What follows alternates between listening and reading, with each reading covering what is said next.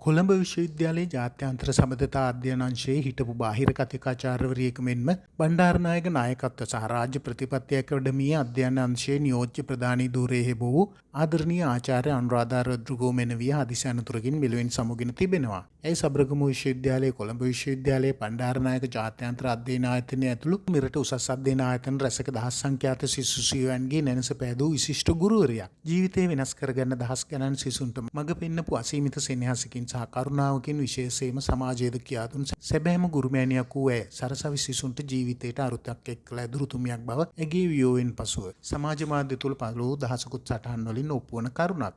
සිසුන්ගේ ජීවිතවලට ආලෝකයක් වුණු ඇය මෙරට අධ්‍යාපන ශාස්ත්‍රය තුළ කැපී පෙනෙන චරිතයක්ද වුණා. ඇය මෙලෙස ජීවිතයෙන් සමුගෙන යාම පිළිබඳව මේ වනවිටත් සමාජ මාධ්‍ය ඔස්සේ බොහෝ දෙනෙකු තම ශෝකය පළ කරමින් සිටිනවා. අධ්‍යාපන ශාස්ත්‍රය තුළ කාගේත් අවධානය දිනාගත් ඇයට අපිත් නිවන් සුවය ප්‍රාර්ථනා කරනවා.